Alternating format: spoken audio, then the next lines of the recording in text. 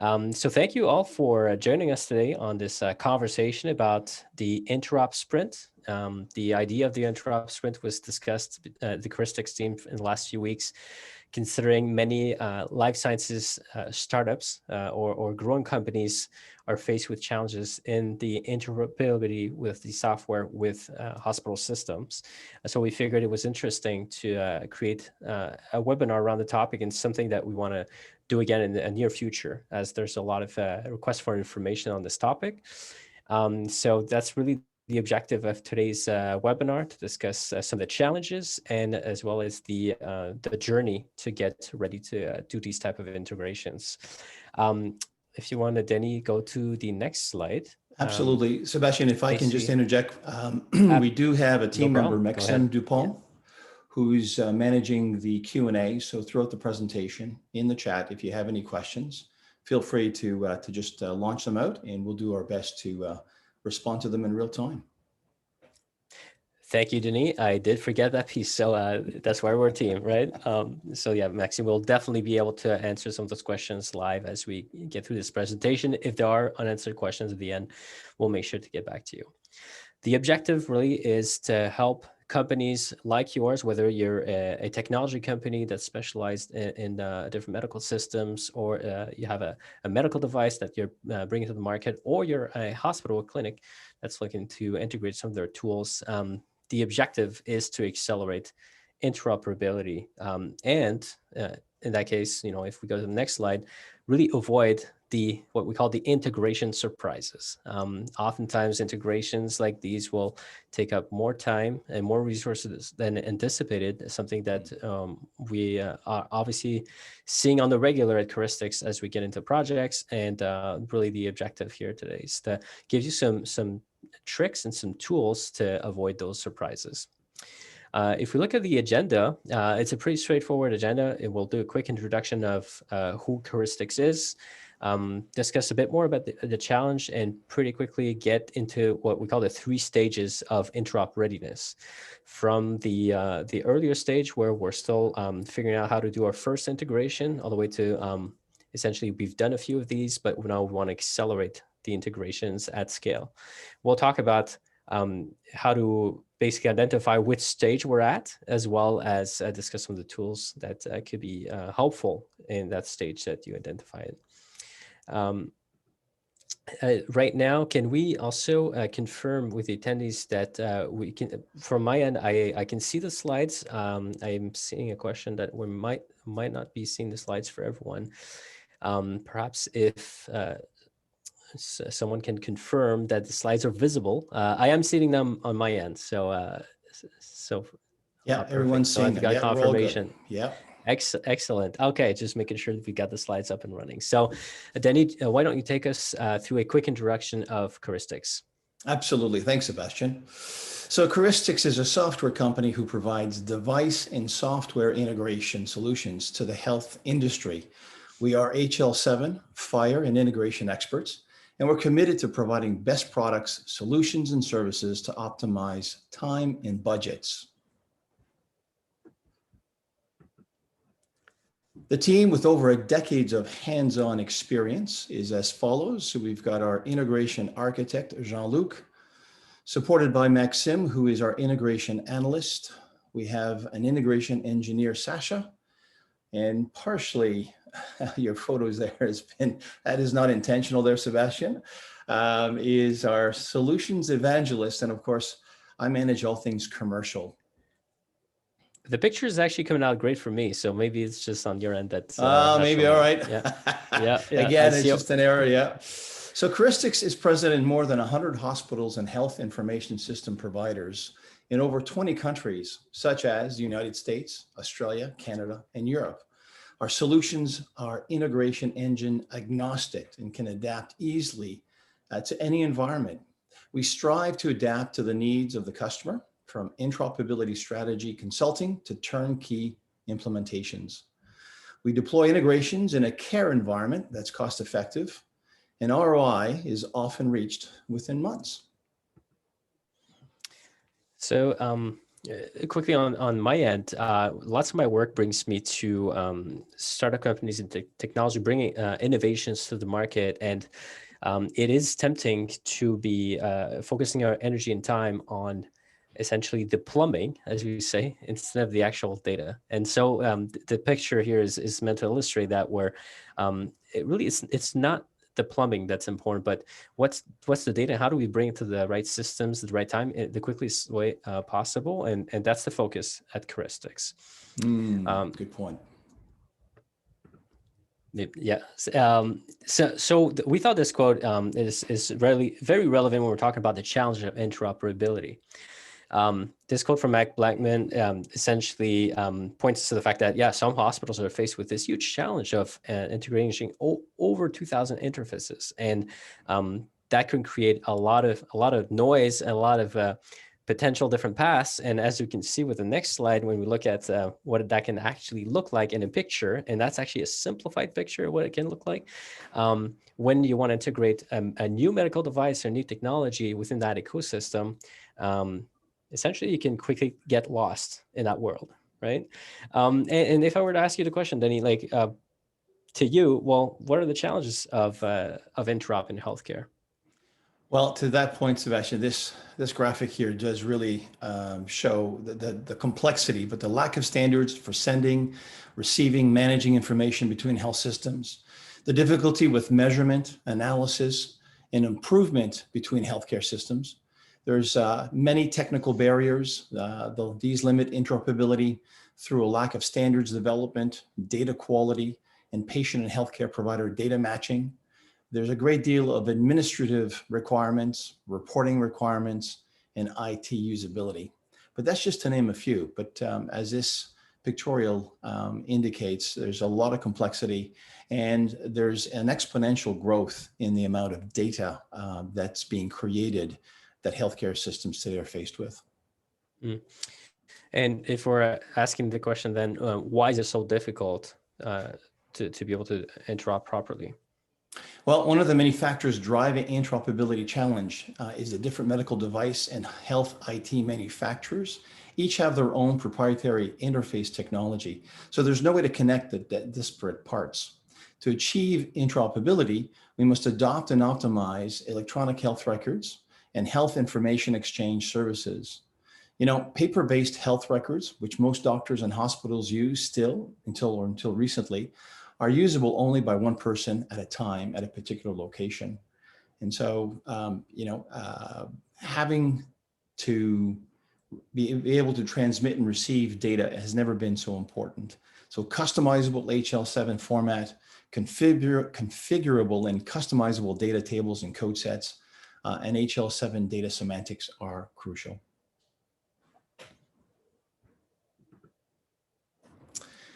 The Interop challenge for startups, this often represents project delays, and time is of the essence for fast-growing life science startups. So strategies to improve interoperability in healthcare. Well, the first is the data does belong to the hospital, specifically the patients. There's a great deal of privacy. Taking baby steps towards interoperability is no longer an option, and resolving internal data issues is crucial.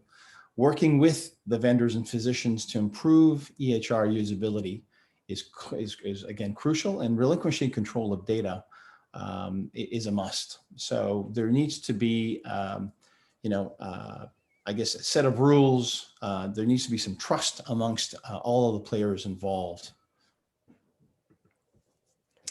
Caristix has grouped the various elements into 3 stages of Interop readiness. We've grouped them into research, deployment, and scale up. So each of those baskets, and again, one could look at them and further refine them into smaller areas, but we feel that for the clarity of today's session, that this would be probably the best way to help you identify where you may be in that entire continuum. So let me go into further detail of these 3 stages. So research. The indicators that you're at a research stage is that you haven't completed an HL7 integration yet. So you're either contemplating getting into one of them, or you have a potential future opportunity. And the reality is that you have no subject matter experts internally. So how to accelerate the learning curve? We suggest that you make sure to invest both time and resources in the initial phase. The cost of entry is significant. However, once you know the basics, and it is relatively easy to extend, the Hl7 Object Model introduces complexity for simple messages, and on the one hand, but provides a unified model for complex clinical messages. We suggest that you have one or more Hl7 experts on your team. They play a role of catalyst and keep the rest of the team on track through peer review and collaborative design. Having people around, or at least easily contactable, who know Hl7 and can provide advice and guidance to newcomers regarding design and decisions, tooling features, standards compliance, and so forth is more valuable than having a how-to manual or mountains of literature. Hands-on experience is probably the most effective way to learn quickly and to retain the knowledge, and resources with familiarity with the healthcare workflow as well as messaging in general is a real plus. And Denny, if I were to interrupt just for one quick point here, is oftentimes what we've noticed is, for example, Caristix is being communicated when we're already past the I guess study stage, but more at the, well, we got a project, we got to integrate, and it has to happen yesterday. So essentially what we're saying is, if right now this is the stage of the organization where you're, maybe as a medical device startup, still haven't completed that first integration yet, but you're commercializing your product. What we're suggesting as the first tool in our toolkit here is the Readiness Assessment Questionnaire. So Denny, back to you, but this is really a great way to get started when you're not really sure where you're at, right? To further that point, Sebastian, you're absolutely right on. We, in helping many of our customers identify, they don't know what they don't know. So therefore, the Readiness Questionnaire allows us to basically yield crucial bits or the elements of information that then allows us to help guide them. And certainly in the research stage, this is a crucial step. So Caristix has created this assessment process to determine and identify key elements of the project scope, such as identify the readiness stage, project objectives, assess outcome expectations, and also identify key concerns. And our goal is to provide guidance. But in order to accurately scope your project, the following information would be required. So here's some, not complete, but what is the organization looking to achieve? What data sources? So from who, what type of data, what type of format, the data flows, the destination of the data, the expected initial volume of data, a crucial piece of information, the data volume growth over time. Again, I know that sometimes this is a little subjective, but all indications are good. Scalability needs and options. Will it be on premise or cloud? Identify the readiness stage. Where has the customer done any work so far? And overall client expectations. We also have the timeline, which is crucial to understand. Now, another tool that we've created is our Hl7 Survival Guide. You'll find this document. I'm going to interrupt you quickly, Denny, and I'm sorry for that. But tag teaming here. We've mentioned a lot of things and different topics in that Readiness Assessment Questionnaire. Rest assured, if you haven't taken each of them down right now, we are offering this Readiness Assessment for free. However, all we're asking essentially is that you get back to us after the webinar, and we will provide it to you. So it is, obviously a lot of information, and there's a few more that we haven't mentioned. But basically, the one thing to remember here for the Readiness Questionnaire, if that's the logical next step for you, is to reach out to us. We'll re-mention it at the end of the webinar, but that's an ideal first step to get things started, and we're offering it for free. That's all I wanted to mention, Denny. Yeah, just to make sure, practically trying to write down all the things you mentioned. Yeah. To Sebastian's point, for those of you who may not have had an opportunity to visit the Caristix website, We have a wealth of free HL7 resources available to you, videos, white papers. That's where you'll find the Hl7 Survival Guide. And it was created to help you get a firm grasp on the challenges, the standards, and choices that you need to make along the way, whether you're developing interfaces on your own or working with a third party. I personally highly recommend that you download your free copy from our website. So the key takeaway is that we will help you in learning about Hl7, and we certainly can play a large part in helping you develop your integration strategy. Again, if you find yourself in that research, reach out to us, let us know. We'll send you the questionnaire, and we can help with that. The second stage is deployment. So some of the key indicators of this stage is you've sold your first solution and a client is requiring integration, or you're looking to define an interoperability project plan, which is an immediate need. So key areas we can help you with. We can help you with the business case and the user case to support. We can help develop the solutions architecture. We can help flag some of the implementation considerations that you'll be faced with. We'll have some suggestions on the deployment, the quality management of data, how you may want to set yourself up from the get-go for scalability, and also help try to define the amount of effort and, more importantly, the timeline estimates that this might take. So the Interop Sprint, we can help with your support integration, ensure data integration and privacy. We've got a wealth of automated smart tools at our disposal that we could help you with. And between a combination of tools and our experienced resources, we believe that we can help with as much or as little. I mean, it stems from either being a turnkey solution by Caristix or ad hoc services. Before we jump to the third stage here, Denis, perhaps one, I guess, key indicator that you are in that second stage would be that interop integration projects have been few and far between, right? So when they're more occasional, and we know the division between the three stages isn't perfect, and some might have exceptions, but basically, if they're few and far between, I think the second stage would probably reflect where the organization is at, because when we're getting to stage 3, that's when we've got these projects on the regular, on a continuum. So when it's occasional, usually we're into like stage 2, the deployment that we call.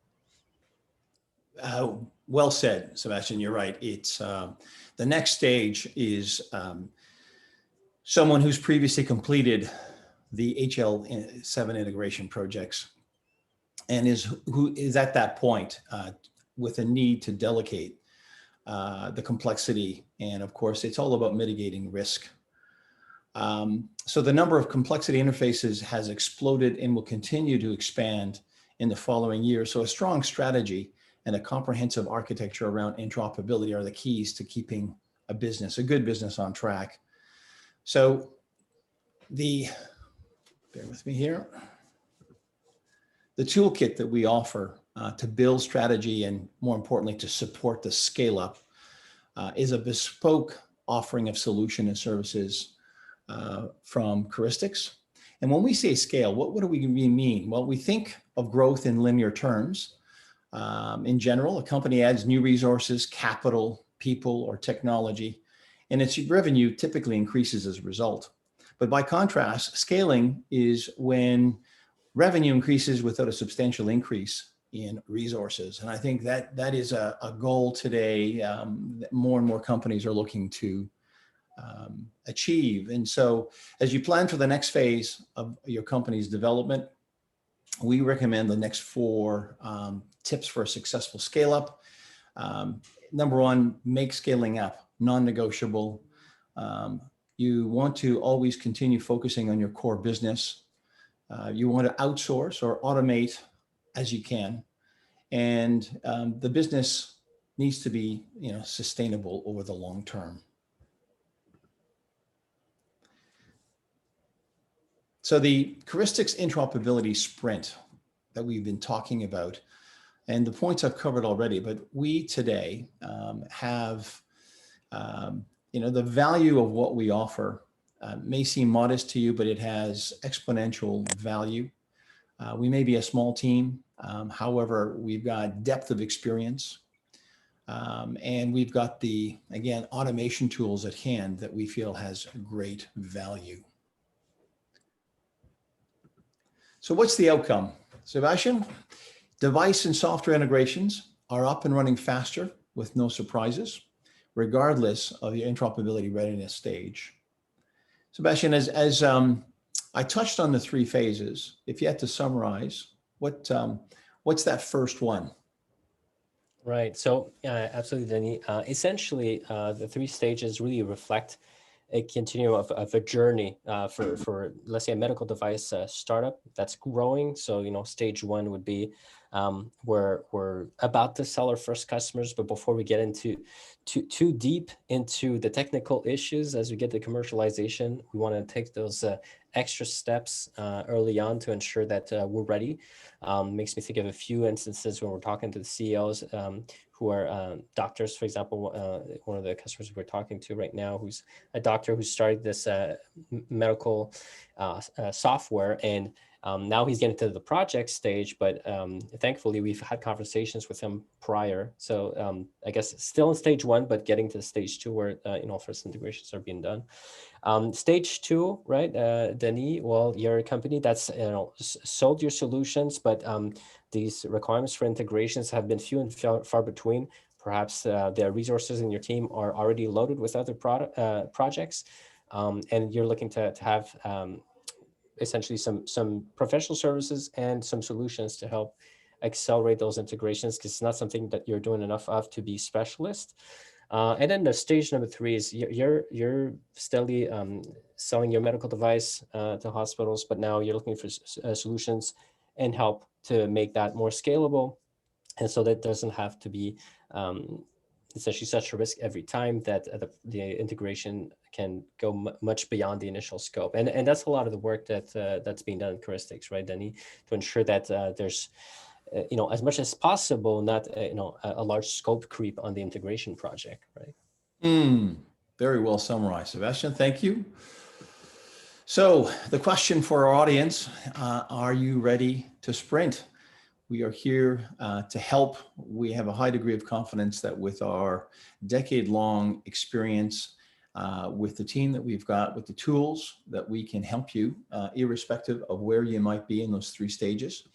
And here's an analogy. We believe that, like a Swiss Army knife, Caristix has the solutions, the toolkit, the knowledge base, the tips and tricks, everything that you need all in one place. And so we certainly are eager and happy to hear from you. So please feel free to contact me at denis.canton@caristix.com. And again, please make sure to visit our website. The process of the Readiness Assessment questionnaire wouldn't take a lot of your time, but it would be, I'd say, a very good starting point for us to be able to give you a summary of where you might be on the continuum and how we may best help you to get you to your objectives. Sebastian, in closing, any further comments?